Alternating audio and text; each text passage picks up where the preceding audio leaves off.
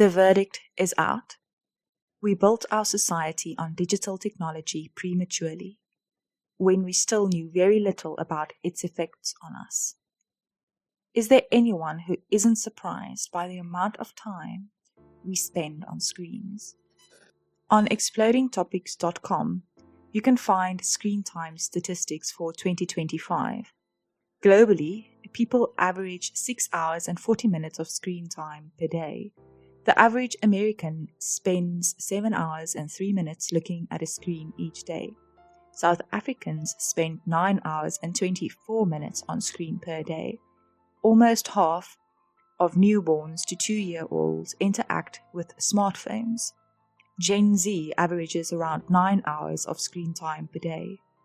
The majority of this time is spent using the internet, watching series, playing video games, and interacting on social media.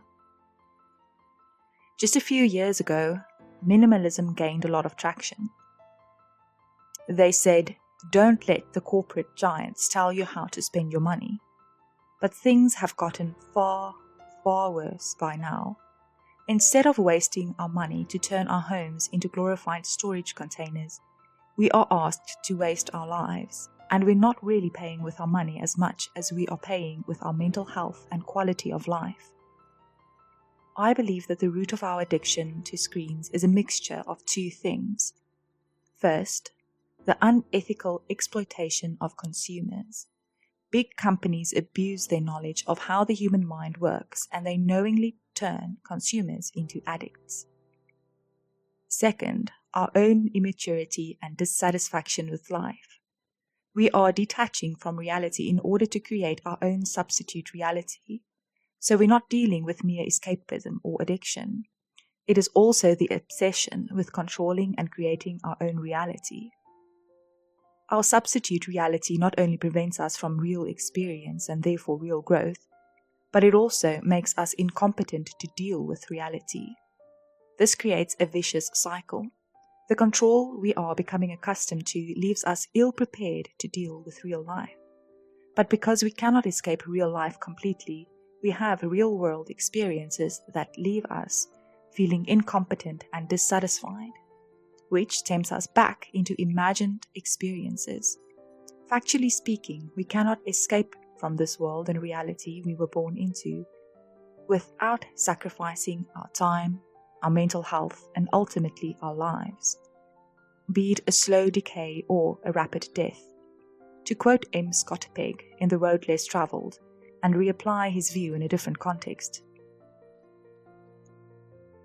Sometimes it is exactly because there are substitutes for self-development that hobbies are so popular. This serves to give them a sense of progress in life and thereby assist them in ignoring the reality that they have actually stopped progressing, having given up the effort to improve themselves as human beings. If they love themselves more, they would not allow themselves to passionately settle for such a shallow goal and narrow future. I think the problem is too great to properly summarize in a podcast and too vast to exhaust. But what I do know is that we have the choice to fight back. A few years ago, when I decided to stop eating sugar, I started calling it white poison. This really helped my progress. Having had that experience made me decide to call technology toolnology. In my mind, this places it where it belongs. I believe that we absolutely have to place strict limits on our use of technology, or technology will place strict limits on our ability to have a life we enjoy. Perhaps we underestimated the value of the small, slow, and even painful experiences of life. Recently, I've been thinking a lot about the song Human Again in Beauty and the Beast. In many ways, we have become like the beast's dehumanized servants with a dreadful curse on us. And to restore our humanity, similar to what Belle helped the beast do by her example, we have to allow ourselves to be vulnerable again, to love, to hurt, to grow. There are so many things we could do and probably should do to get back to real life. There are many practical steps necessary to save us from becoming numb and void, unable to experience God or be mature and whole persons.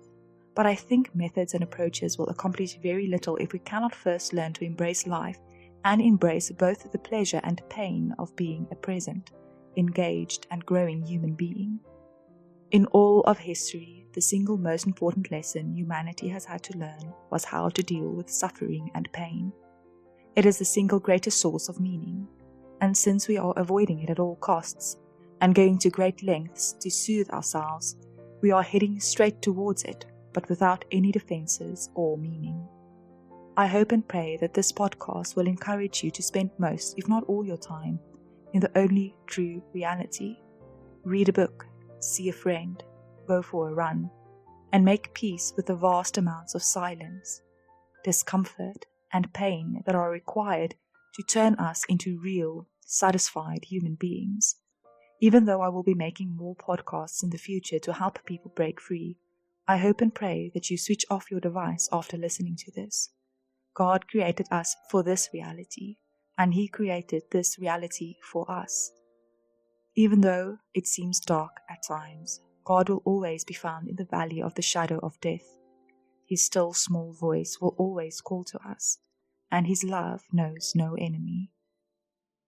I will praise the Lord, for I am fearfully and wonderfully made. Marvelous are His works, and that my soul knows right well.